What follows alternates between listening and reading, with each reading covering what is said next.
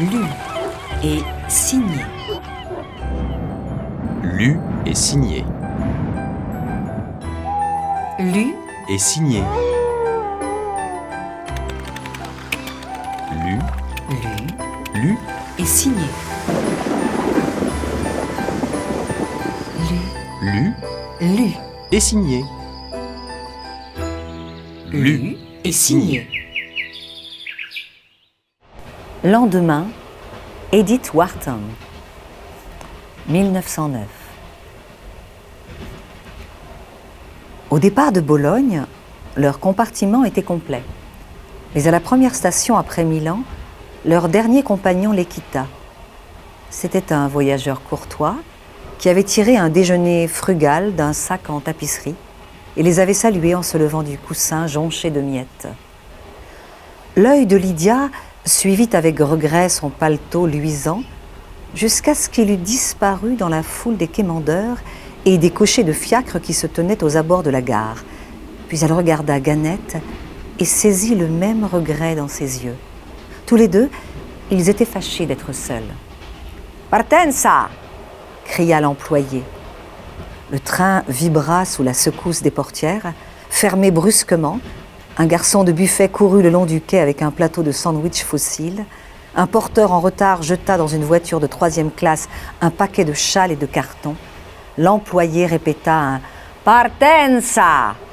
très bref, d'où l'on pouvait conclure que le premier appel avait été purement de parade. Et le train roula hors de la gare. La direction de la voie avait changé. Un rayon de soleil par-dessus les poussiéreux coussins de velours rouge atteignit le coin de Lydia. Ganette n'y prit point garde. Il s'était replongé dans sa revue de Paris et Lydia dut se lever pour baisser le store. Sur le vaste horizon de leur existence inoccupée, de tels incidents se dessinaient nettement. Après avoir baissé le store, Lydia se rassit, laissant toute la longueur du compartiment entre elle et Ganette. À la fin, il s'aperçut qu'elle n'était plus en face de lui et leva la tête. « J'ai fui le soleil », expliqua-t-elle bien vite. Il la regarda curieusement à travers le store. Le soleil frappait encore son visage. « Très bien », dit-il tranquillement. Et tirant de sa poche un étui à cigarette, il reprit « Vous permettez ?» Ce fut pour elle un repos, un relâchement à la tension de son esprit. Cette idée qu'après tout, s'il pouvait fumer, mais ce relâchement ne fut que d'un moment. Elle n'avait pas grande expérience des fumeurs, son mari ayant réprouvé l'usage du tabac, mais elle croyait savoir que dans certains cas, les hommes fumaient pour s'étourdir. Ganette, après 1 ou 2 bouffées, reprit sa lecture. C'était bien ce qu'elle avait prévu. Il craignait de parler tout autant qu'elle. C'était une des misères de leur situation, qu'ils ne fussent jamais assez occupés pour que cela nécessitât ou même excusât l'ajournement des discussions pénibles. S'ils évitaient un sujet, c'était bien évidemment parce que le sujet était désagréable. Ils avaient des loisirs illimités et toute une accumulation d'énergie mentale à consacrer à la première question qui se présentait. Pour eux, tout ce qui était nouveau faisait prime. Lydia avait parfois comme des pressentiments qu'ils en arriveraient à une période de disette où il ne resterait plus rien de quoi parler. Et elle s'était plus d'une fois surprise à distiller goutte à goutte ce que, dans la prodigalité de leur première confidence, elle aurait débité d'une haleine. Leur silence pouvait donc s'expliquer par le fait qu'ils n'avaient rien à se dire. Mais un autre des avantages de leur position, c'étaient les occasions multiples qui s'offraient à eux de classer les moindres nuances. Lydia avait appris à distinguer les silences réels des silences factices. Et à cet instant, sous celui de Ganette, elle découvrait un bourdonnement de paroles auxquelles ses propres pensées répondaient non moins impétueusement. Et pouvait-il en être autrement, avec cette chose entre eux ? Lydia leva les yeux vers le filet au-dessus d'elle. Oui, la chose était là, dans son sac de voyage, symboliquement suspendu sur leurs 2 têtes. Il y pensait, à ce moment, tout comme elle. Ils y avaient pensé, à l'unisson, depuis qu'ils étaient montés dans le train. Tant que le compartiment avait contenu d'autres voyageurs, ceux-ci avaient mis entre elle et lui comme un écran. Maintenant qu'ils étaient seuls, Lydia savait exactement ce qui se passait dans l'esprit de Gannett. Elle l'entendait se demander ce qu'il devait lui dire. C'était ce matin même, à Bologne, lorsqu'il se préparait à quitter l'hôtel, que la chose était parvenue à Lydia sous l'aspect innocent d'une enveloppe banale avec le reste de leur courrier. En décachetant la lettre, elle avait continué à rire avec Gannett de quelque ineptie du guide local. Ils en étaient réduits depuis quelque temps à tirer le meilleur parti possible des incidents humoristiques du voyage. Même lorsqu'elle eut déplié la feuille, elle s'imagina que c'était un papier d'affaires insignifiant qu'on lui envoyait à signer. Ses yeux parcoururent distraitement les attendus tourbillonnants du préambule jusqu'à ce mot qui l'arrêta, divorce. Oui, il était bien là, ce mot, dressant une barrière infranchissable entre le nom de son mari et le sien. Elle y avait été préparée, bien entendu, comme les gens bien portants sont préparés à la mort. Ils savent qu'elle doit venir sans s'attendre le moins du monde à ce qu'elle vienne. Elle avait su dès le début que Tillotson comptait demander le divorce. Mais que lui importait? Rien ne lui importait dans ses premiers jours de suprême délivrance, hormis le fait qu'elle était libre et épatant. Elle commençait à s'en apercevoir, le fait d'être ainsi délivrée de Tillotson que celui d'appartenir maintenant à Gannett. Cette découverte l'avait choquée dans l'estime qu'elle avait d'elle-même. Elle aurait mieux aimé croire que Tillotson incarnait à lui seul toutes les raisons qu'elle avait eues de le quitter. Et ces raisons lui avaient paru assez puissantes pour n'avoir pas besoin de renfort. Et pourtant, elle ne l'avait quitté qu'après avoir rencontré Gannett. C'était son amour pour Gannett qui avait fait de la vie avec Tillotson une si pauvre et médiocre affaire. Si, dès le principe, elle n'avait pas regardé son mariage comme un plein abandon de ses droits sur la vie, elle l'avait tout au moins accepté pour un certain nombre d'années, comme une compensation provisoire. Elle en avait pris son parti. L'existence, chez les Tillotson, dans leur spacieuse maison de la 5e avenue, avec Mrs. Tillotson mère, commandant les abords par ses fenêtres du second étage, l'existence avait été réduite à une série d'actes purement automatiques. Le moral de l'intérieur Tillotson était aussi soigneusement protégé, aussi pourvu de paravents et de rideaux que la maison elle-même. Mrs. Tillotson mère craignait tout autant les idées que les courants d'air. Ces gens prudents aimaient une température égale. Pour eux, faire quelque chose d'inattendu était aussi absurde que de sortir sous la pluie. Un des principaux avantages de la richesse, c'était de supprimer les éventualités imprévues. Avec une fermeté ordinaire et un peu de bon sens, on pouvait être sûr de faire exactement la même chose tous les jours, à la même heure. Ces doctrines révérencieusement tétées avec le lait de sa mère, Tillotson, le fils modèle qui n'avait jamais donné à ses parents une heure de souci, les exposait complaisamment à sa femme et citait comme preuve de l'importance qu'il y attachait la régularité avec laquelle il mettait ses caoutchoucs les jours de pluie, sa ponctualité au repas et ses précautions compliquées contre les cambrioleurs et les maladies contagieuses. Lydia, élevée dans une ville de province et entrant dans le monde de New York par le portail de la maison Tillotson, avait accepté machinalement cette manière d'envisager les choses comme inséparable du banc qu'on avait dans les premiers rangs au temple et de la loge qu'on avait à l'opéra. Tous les gens qui venaient chez eux évoluaient dans ce même cercle étroit de préjugés.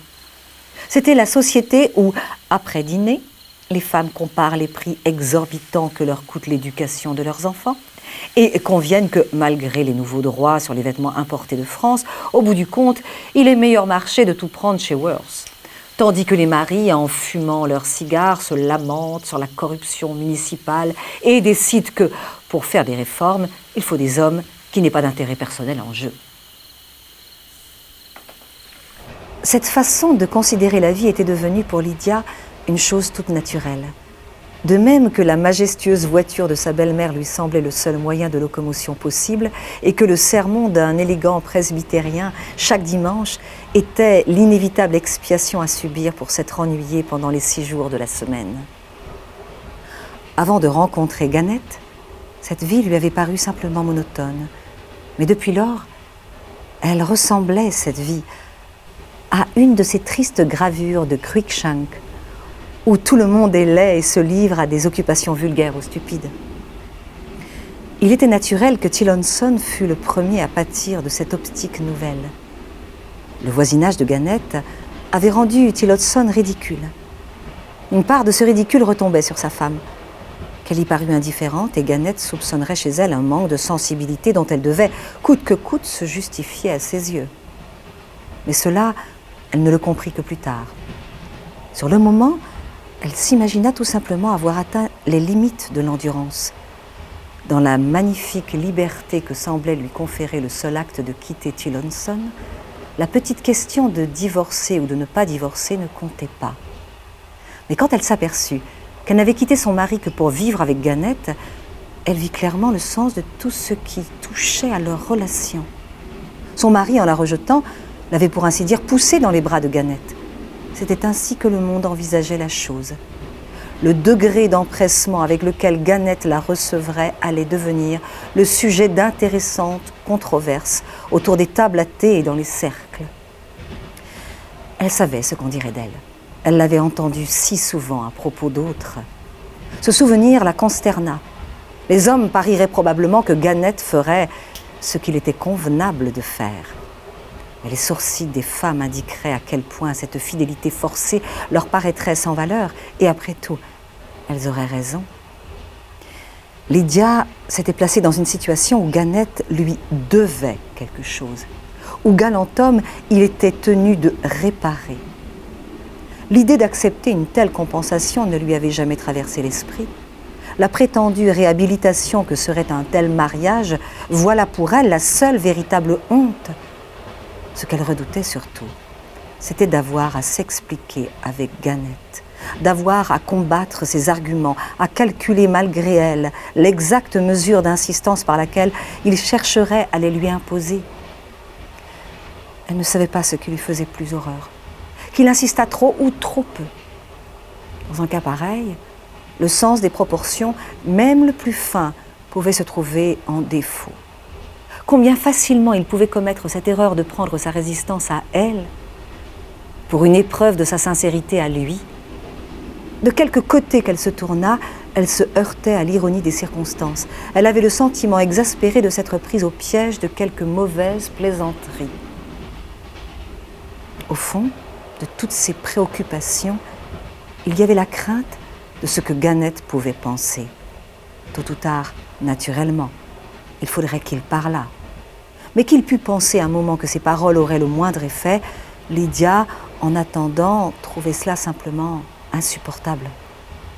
Sa sensibilité à ce propos s'aggravait d'une autre crainte à peine consciente jusque-là, celle d'entraver involontairement la liberté de Gannett. Le regarder comme l'instrument de sa libération, résister en elle-même à toute velléité de mainmise conjugale sur son avenir à lui, elle avait jugé que tel était le seul moyen de maintenir la dignité de leur relation. Ses idées n'avaient pas changé, mais elle se sentait de plus en plus incapable de fixer son esprit sur le point essentiel, la rupture avec Gannett. Sans doute, il était facile de l'admettre, tant qu'elle en reculait assez l'échéance, mais par le fait même qu'elle l'ajournait ainsi mentalement, est-ce qu'elle n'empiétait pas un peu sur l'avenir de Gannett ?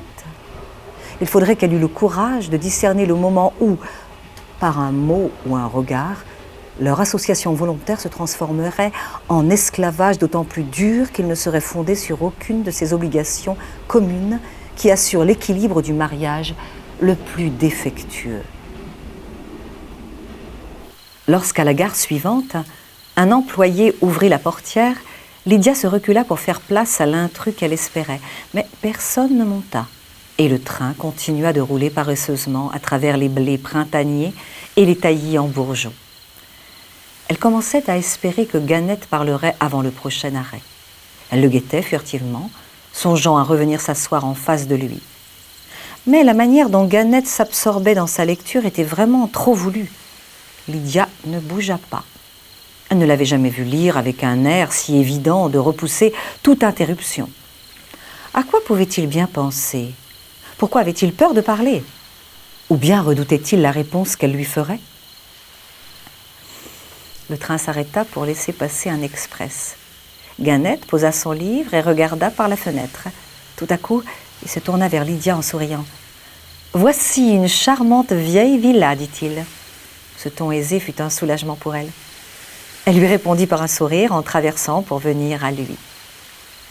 Au-delà du talus, par la brèche ouverte dans un mur couvert de mousse, elle aperçut la villa avec ses balustrades effritées, ses fontaines endormies et le satyre de pierre achevant la perspective du tapis vert. « Vous plairiez-vous là ?» demanda-t-il au moment où le train se remettait en marche. « Là ? Dans un endroit de ce genre, enfin. Il y a au moins 2 siècles de solitude sous ces ifs. Cela ne vous plairait pas ? Je ne sais pas, balbutia-t-elle. Elle comprenait maintenant qu'il voulait parler. Il alluma une autre cigarette. « Il faudra bien pourtant nous établir quelque part, dit-il en se penchant sur l'allumette. » Lydia répondit en s'efforçant à l'insouciance. « Je n'en vois pas la nécessité. Pourquoi ne pas vivre un peu partout, comme nous l'avons fait jusqu'ici ? » « Mais nous ne pouvons pas voyager toujours, n'est-ce pas ? » « Oh, toujours est un bien grand mot, répliqua-t-elle en ramassant la revue qu'il avait jetée de côté. « Je veux dire tout le reste de notre vie, dit-il en se rapprochant. Mais Lydia, par un léger mouvement, esquiva la main qu'il étendait vers la sienne. « Pourquoi donc faire des plans ? Ne trouvez-vous pas, comme moi, plus agréable de se laisser aller au fil de l'eau ?» Il la regarda avec hésitation. « Agréable, oui, pour un temps, c'est certain. Mais ne faudra-t-il pas que je me remette au travail, un de ces jours ? Vous savez que je n'ai pas écrit une ligne depuis tous ces temps-ci, » corrigea-t-il vivement.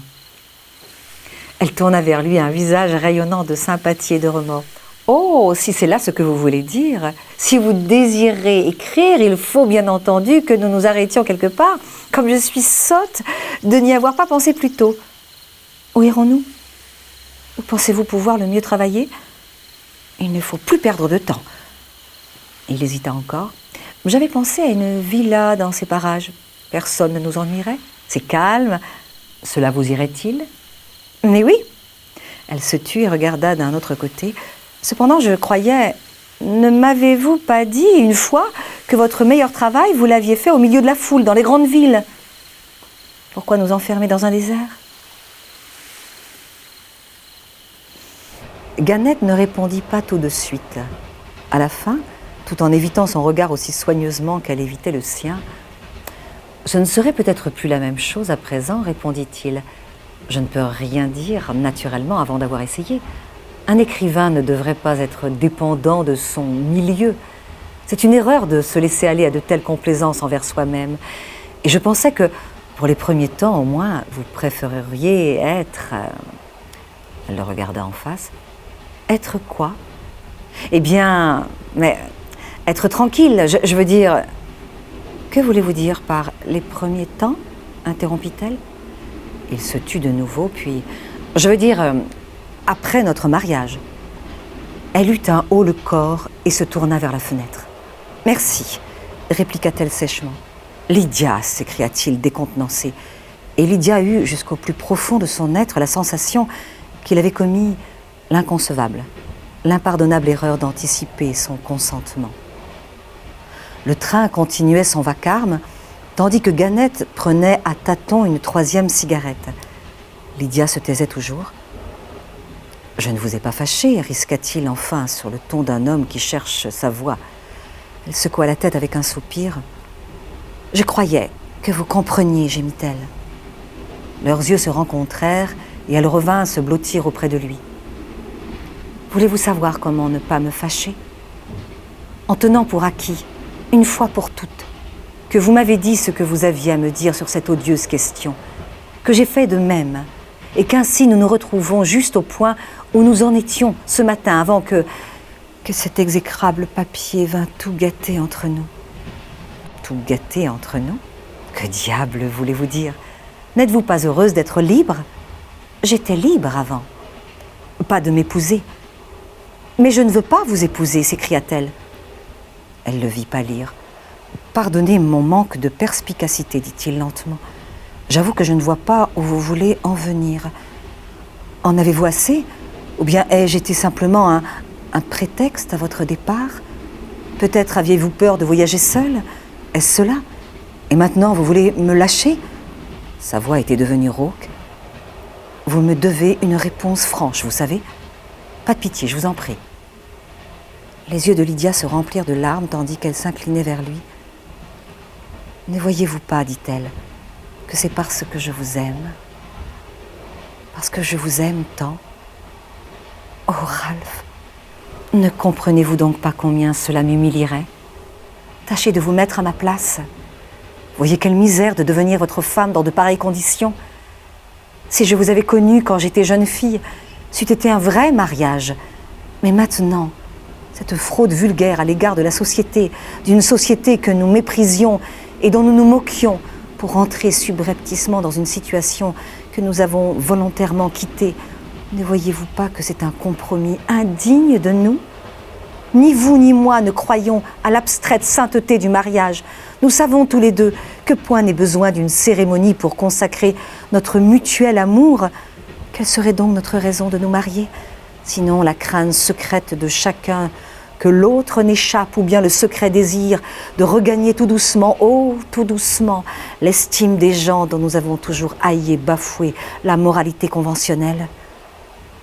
Le seul fait que ces gens-là pourraient, après un intervalle convenable, venir dîner avec nous.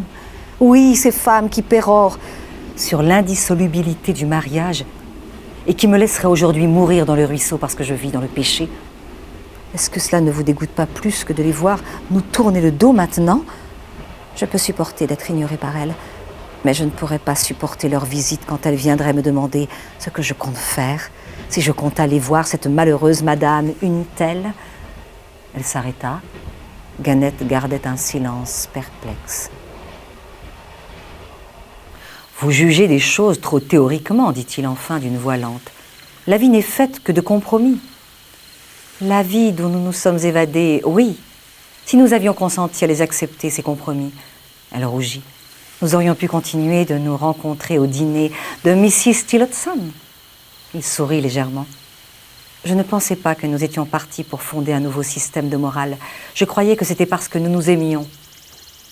La vie est complexe, oui, sûrement. Et n'est-ce pas le fait même de la voir ainsi qui nous sépare des gens qui la voient tout d'une pièce? S'ils ont raison, eux, si le mariage en lui-même est sacré, et s'il faut que l'individu soit toujours sacrifié à la famille, alors il ne peut y avoir de vrai mariage entre vous et moi, puisque notre vie commune est une protestation contre le sacrifice de l'individu à la famille. Elle s'interrompit en riant. Vous allez dire maintenant que je vous fais une conférence de sociologie.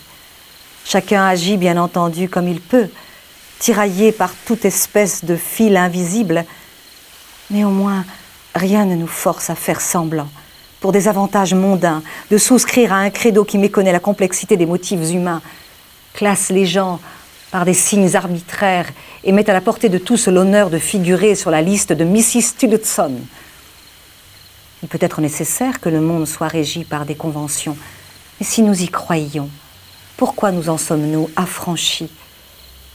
Et si nous n'y croyons pas, est-il honnête de profiter de la protection qu'elles assurent? Ganette hésita. On peut y croire, ou n'y pas croire, dit-il, mais tant qu'elles gouvernent le monde, ce n'est qu'en profitant de leur protection que l'on peut trouver un modus vivendi. Est-ce que les gens hors la loi ont besoin de modus vivendi? Il la regarda découragé. Il n'y a en effet rien de plus déconcertant pour un homme que le procédé mental d'une femme qui raisonne ses émotions. Lydia crut avoir marqué un point et poursuivit passionnément son avantage. Vous comprenez, n'est-ce pas? Vous voyez à quel point une telle idée m'humilie. Si nous sommes ensemble aujourd'hui, c'est parce que nous l'avons voulu. Ne cherchons pas plus loin. Elle lui prit les mains. Promettez-moi que vous ne me parlerez jamais plus de cela. Promettez-moi que vous n'y penserez même plus, implora-t-elle en accentuant les mots avec émotion. À travers tout ce qui suivit, protestation, arguments de Ganette et soumission finale, mais sans conviction, Lydia eut le sentiment qu'il ne décernait qu'à moitié tout ce qui, pour elle, avait rendu ce moment si pathétique. Ils avaient atteint ce point mémorable dans toutes les histoires de cœur où, pour la première fois, l'homme paraît inintelligent et la femme déraisonnable. À la réflexion, ce fut l'empressement un peu maladroit de Ganette qui consola Lydia de son manque de finesse. Après tout, n'eût-ce pas été pire, immensément pire, s'il s'était montré trop prompt à la comprendre? À suivre. À suivre.